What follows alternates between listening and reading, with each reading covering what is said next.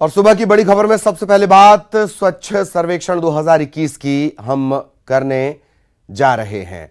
आज दिल्ली में स्वच्छ अमृत महोत्सव 2021 का शानदार तरीके से आयोजन होने जा रहा है। आयोजन में देश के सबसे साफ सुथरे शहर को स्वच्छता का ताज इस सम्मान से नवाजा जाएगा।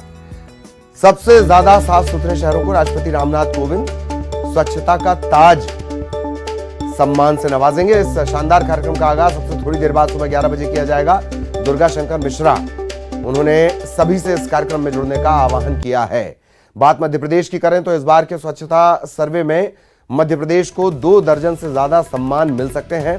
इसके साथ ही इंदौर फिर से नंबर 1 का पंच लगाने को तैयार है। दिल्ली में आयोजित समारोह में इंदौर को कचरा मुक्त शहर की स्टार रेटिंग का खिताब मिलना भी तय है। ग्राफिक्स के जरिए हम बाकी शहरों की उम्मीद भी आपको बता रहे हैं कि शहर को क्या उम्मीद है। स्वच्छ सर्वेक्षण 2021 फिर नंबर 1 का पंच लगाने को तैयार इंदौर।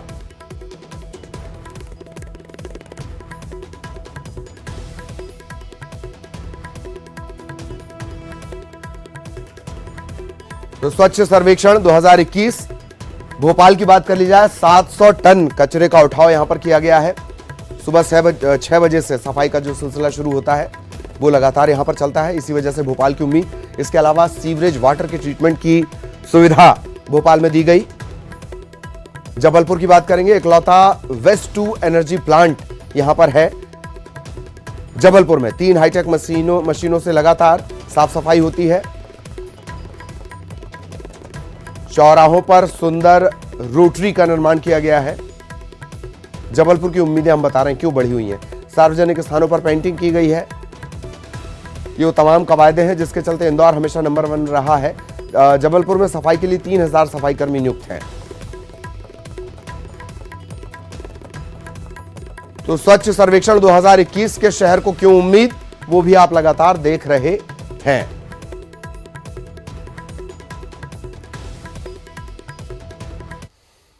और स्वच्छता सर्वेक्षण में इंदौर के नंबर 1 बने रहने का दावा लगातार मजबूत दिखाई दे रहा है। यही वजह है कि आज दिल्ली में होने वाले कार्यक्रम के लिए इंदौर के अफसरों को बुलाया गया है। विज्ञान भवन में होने वाले कार्यक्रम में राष्ट्रपति रामनाथ कोविंद स्वच्छता में अपनी पहचान बनाने वाले 11 प्रमुख शहरों को पुरस्कृत करेंगे। सबसे स्वच्छ शहर का तमगा हासिल कर चुके इंदौर को इस बार भी स्वच्छता में नंबर 1 का खिताब मिलने की उम्मीद है। इसके अलावा सफाई मित्र सुरक्षा चैलेंज अवार्ड भी इंदौर नगर निगम इसमें भी नॉमिनेट हुआ है। ऐसे में दिल्ली में होने वाले इस आयोजन में इंदौर शहर को इस बार 3 पुरस्कार मिलना तय माना जा रहा है।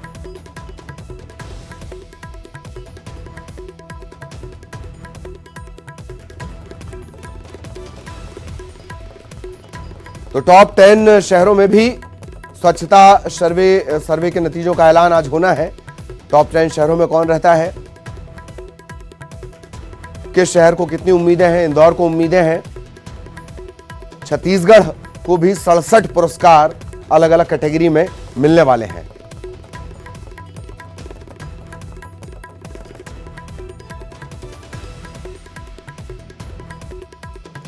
तो लगातार स्वच्छता को लेकर जो उम्मीदें हैं,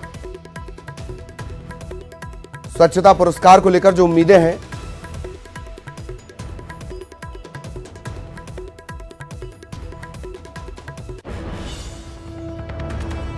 स्वच्छता का पंच लगाने की तैयारी में इंदौर। सभी को उम्मीदें हैं। छत्तीसगढ़ की अपनी उम्मीदें हैं, मध्य प्रदेश की अपनी उम्मीदें हैं। 2 दर्जन से ज्यादा सम्मान मध्य प्रदेश के खाते में इस बार आ सकते हैं। खुद मुख्यमंत्री उम्मीद भी जता चुके हैं, ट्वीट भी कर चुके हैं इंदौर को लेकर। शुभकामनाएं उन्होंने दी हैं। तो स्वच्छता में कौन बाजी मारेगा ये 11 बजे क्लियर हो जाएगा।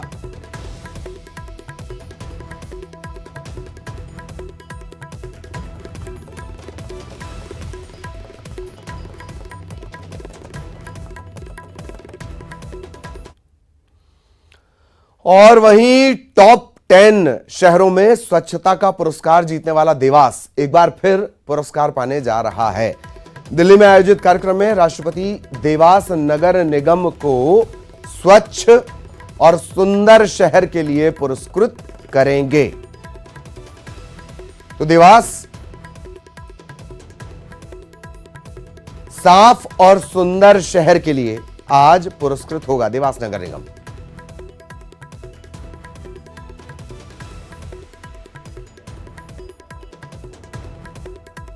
सभी उत्साहित हैं। मुख्यमंत्री भूपेश बघेल बाकायदा दिल्ली रवाना हो चुके हैं। तो मध्य प्रदेश छत्तीसगढ़ दोनों को ही उम्मीदें हैं और सीएम ने, मुख्यमंत्री शिवराज सिंह चौहान ने बाकायदा इंदौर को अग्रिम शुभकामनाएं दे दी हैं। सीएम शिवराज सिंह ने ट्वीट के जरिए शुभकामना दी है। इंदौर कलेक्टर को ट्वीट पर सीएम ने रीट्वीट किया है और सीएम ने लिखा है, ऑल द बेस्ट इंदौर।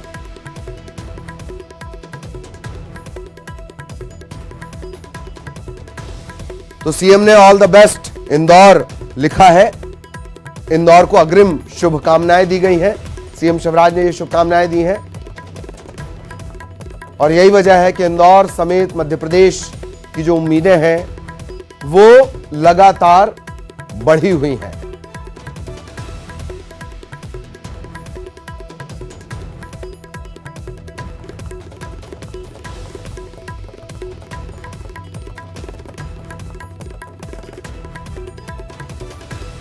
तो सभी को उम्मीदें हैं।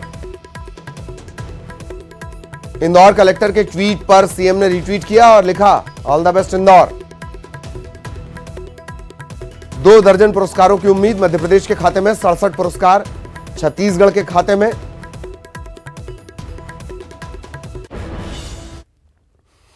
तो छत्तीसगढ़ ने स्वच्छता के क्षेत्र में अपना परचम फिर लहराया है। देश के स्वच्छतम राज्य के अपने दर्जे को बरकरार रखा है। छत्तीसगढ़ को न सिर्फ राज्य के रूप में बल्कि यहां के 61 शहरी निकायों को भी उत्कृष्ट प्रदर्शन के लिए पुरस्कृत किया जाना है। छत्तीसगढ़ के सबसे ज्यादा निकाय पुरस्कृत किए जाएंगे। स्वच्छता के मामले में छत्तीसगढ़ साल 2019 और 2020 पहले नंबर पर रहा। अब आजादी की 75वीं वर्षगांठ के मौके पर मनाए जा रहे आजादी के अमृत महोत्सव के तहत छत्तीसगढ़ को 67 पुरस्कार मिलेंगे। दिल्ली के विज्ञान भवन में आयोजित स्वच्छ अमृत महोत्सव में राष्ट्रपति रामनाथ कोविंद के हाथों छत्तीसगढ़ को भारत के स्वच्छतम राज्यों की श्रेणी में अवार्ड दिए जाएंगे। सीएम भूपेश बघेल खुद राष्ट्रपति के हाथों ये अवार्ड लेंगे और इसके अलावा जिन निकायों को अवार्ड मिलने हैं उनसे जुड़े जनप्रतिनिधि अधिकारी वो भी दिल्ली पहुंच गए हैं।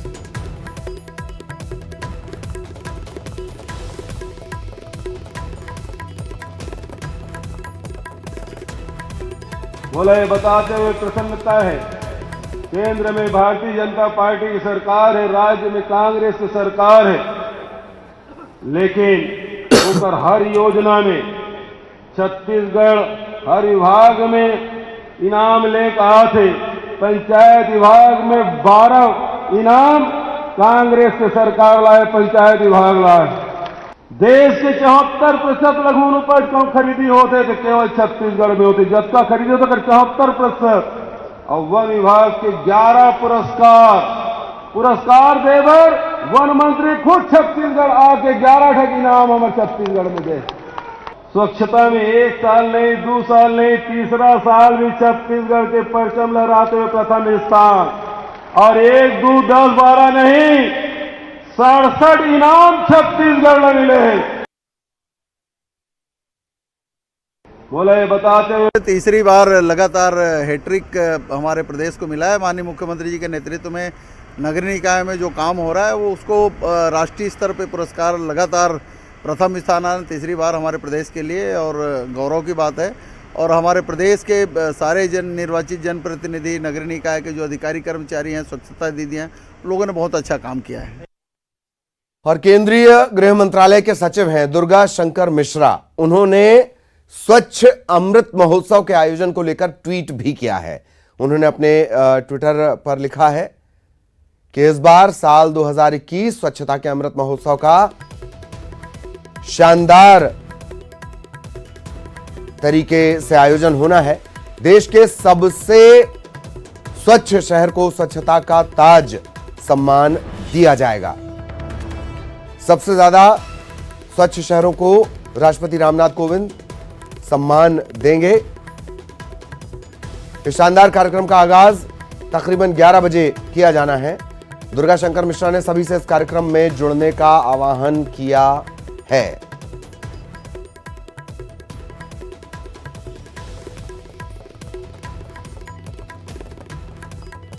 तो आज राष्ट्रपति रामनाथ कोविंद सम्मान देने वाले हैं।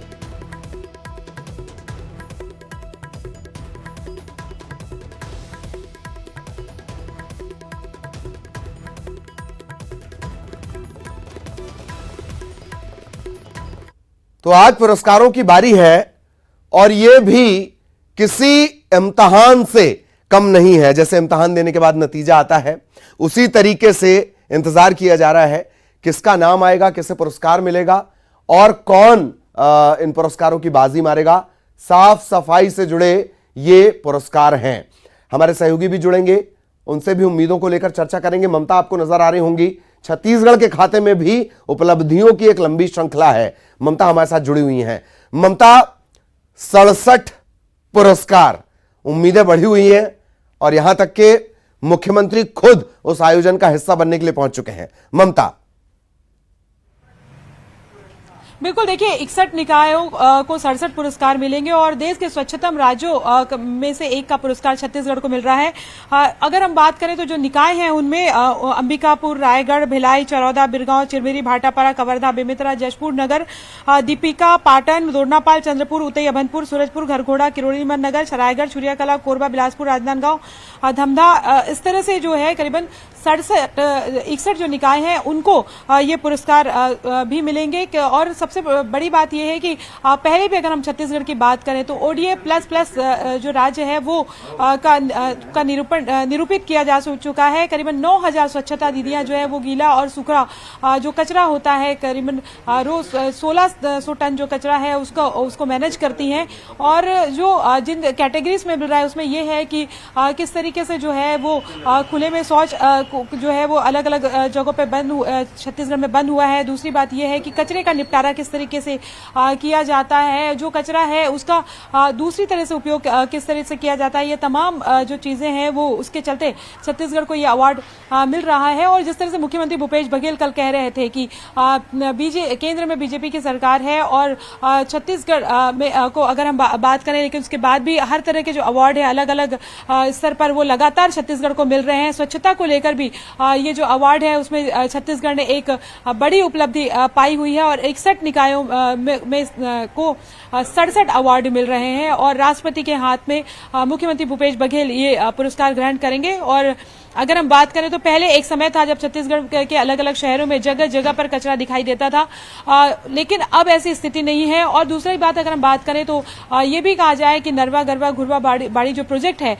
उसका भी एक बहुत बड़ा असर एक थोड़ा सा देखने के लिए मिला है। और खासतौर पर अगर हम बात करें तो पहले रास्ते में जो है वो मवेशी रहते थे, उसके चलते भी अगर हम बात करें तो गोबर और तमाम तरह की चीजें जो है वो उसके चलते भी जो गंदगी एक तरह से दिखाई देती थी या उसको मैनेज नहीं किया जाता था ठीक से, लेकिन अब उस धीरे धीरे सभी चीजों को मैनेज किया जा रहा है और यही वजह है कि उपलब्धि इस राज्य ने अपने नाम की है। जय बिल्कुल बिल्कुल, वाकई ममता, और ये भी किसी बड़ी उपलब्धि से कम नहीं है राज्य के लिए। बहुत बहुत शुक्रिया आपका इस तमाम जानकारी के लिए।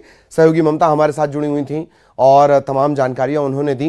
तो आप सभी को इंतजार है, 11 बजे नतीजे आने वाले हैं और मेरिट लिस्ट बनने वाली है। यहां एक ब्रेक के लिए रुक रहे हैं।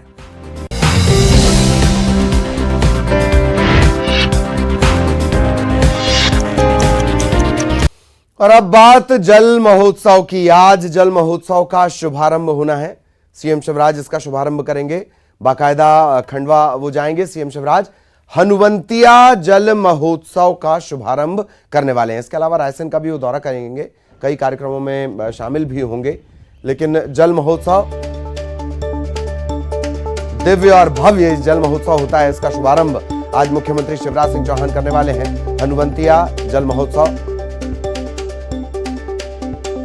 लंबा बड़ा आयोजन, तरह तरह के वाटर स्पोर्ट्स उसमें होते हैं। मध्य प्रदेश का स्विट्जरलैंड कहा जाता है खंडवा का हनुवंतिया, और एक बार फिर ये लोगों के स्वागत के लिए तैयार है।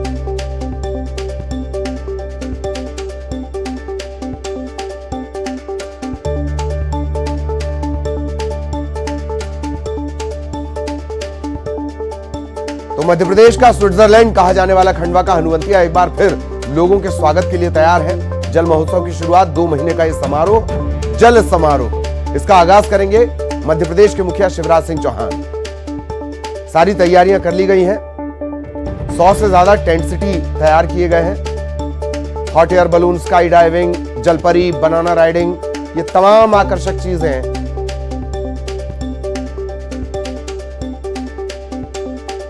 सैलानियों को लुभाने के लिए तैयार है।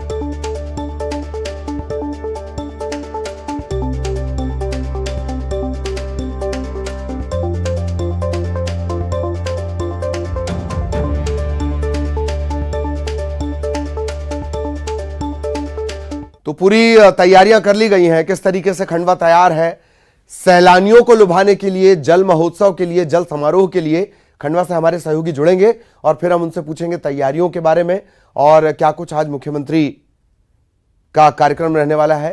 हरेंद्र आपको नजर आ रहे होंगे। हरेंद्र, क्या कुछ कार्यक्रम रहेगा मुख्यमंत्री का, और आज से जल महोत्सव की शुरुआत, दिव्य और भव्य आयोजन कोरोना काल के बाद। जी बिल्कुल ललित, मुख्यमंत्री जैसे ही खंडवा में दोपहर 3:30 बजे पदार्पण करेंगे, जो पर्यटन के द्वार हैं वो आम जनता के लिए खोल दिए जाएंगे। आसमान हो, चाहे जमीन हो, चाहे पानी हो, हर वो चीज जहां पर एंटरटेन किया जा सकता है पर्यटकों को, इसके लिए व्यापक तैयारियां कर ली गई है। तैयारियां करीब 1 महीने पहले से की जा रही थी यहाँ पर, और जो लोगों को बुलाने की जो इस बार, जो चूंकि पिछले साल जल महोत्सव नहीं हो पाया था, लिहाजा इस बार जल महोत्सव 1 महीना पहले शुरू किया जा रहा है, जो 20 जनवरी तक चलेगा। मुख्यमंत्री यहाँ पर 1.5 घंटे यहाँ पर रहेंगे और सांस्कृतिक कार्यक्रम वगैरह जो शाम को होना है स्वागत के साथ, वहाँ पे शामिल होने के बाद मुख्यमंत्री का जो एक ड्रीम प्रोजेक्ट है ये हनुवंतिया, जिसे वो अक्सर अपने भाषण में यूज किया करते हैं जब भी खंडवा आते हैं, कि सेंटोसा, जो सिंगापुर का सेंटोसा टापू है, सेंटोसा टापू के तर्ज पर वो इसको विकसित करना चाहते हैं और काफी कुछ हद तक यहाँ पर उन्होंने सफलता भी पाई है। हनुवंतिया लगातार सिर्फ भारत में ही नहीं बल्कि बाहर तक अपनी पहचान बना चुका है। अपनी अथाह जल समुद्र जो है, जल राशि को लेकर के यहाँ पर हर वो चीज, बस चंद लम्हे बचे हैं, मनोरंजन के पर्यटन के जो द्वार जो हैं सैलानियों के लिए खोल दिए जाएंगे। ललित बिल्कुल बिल्कुल, थोड़ी देर का इंतजार और उसके बाद अथाह जल राशि में अटखेलियां करने के लिए आपका स्वागत करने को तैयार है हनुवंतिया। बहुत बहुत शुक्रिया हरेंद्र आपका इस तमाम जानकारी के लिए। सहयोगी हरेंद्र हमारे साथ जुड़े हुए थे। अगली खबर उज्जैन से है। उज्जैन के महाकाल मंदिर में महिला के गले से सोने की चेन उड़ाने का मामला सामने आया है। ये वारदात यहां लगे सीसीटीवी में कैद हो गई है। ये तस्वीर भी हम आपको दिखा रहे हैं किस तरीके से ये फुटेज में साफ नजर आता है कि दर्शन के लिए लाइन में लगी पीली साड़ी पहने महिला ने गुजरात की एक महिला श्रद्धालु के गले से शातिर तरीके से दांत से चेन काटकर चोरी कर ली। हाथ साफ नहीं, ये दांत साफ चोरी है। कार्तिक पूर्णिमा के चलते कल बहुत ज्यादा भीड़ थी। इसी भीड़ का फायदा इस महिला चोर ने उठाया और सोने की चेन पर हाथ साफ कर दिया।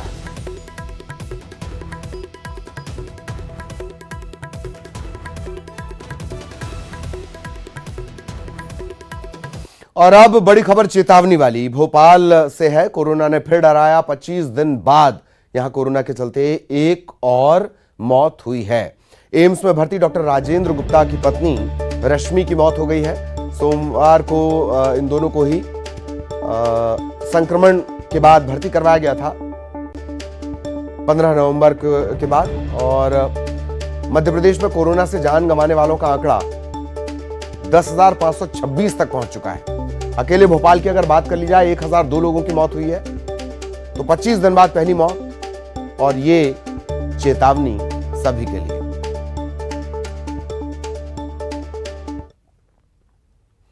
रिलायंस और सऊदी अरामको ने O2C व्यवसाय में प्रस्तावित निवेश का पुनर्मूल्यांकन करने का फैसला लिया है। रिलायंस इंडस्ट्रीज लिमिटेड ने कहा है कि वो अपने तेल से रसायन O2C कारोबार को अलग इकाई में बदलने के लिए आवश्यक मंजूरी प्राप्त करने के लिए अपने आवेदन को वापस ले रही है। कंपनी ने 19 नवंबर को देर शाम एक्सचेंज फाइलिंग में कहा कि आरआईएल से O2C कारोबार को अलग करने के लिए NCLT के साथ मौजूदा आवेदन को वापस लिया जा रहा है। आरआईएल से जारी स्टेटमेंट के मुताबिक रिलायंस बिजनेस पोर्टफोलियो के विकसित होने के नेचर के कारण रिलायंस और सऊदी अरामको संयुक्त रूप से इस बात को लेकर सहमत है कि दोनों के लिए O2C बिजनेस में प्रस्तावित निवेश का फिर से मूल्यांकन करना फायदेमंद होगा।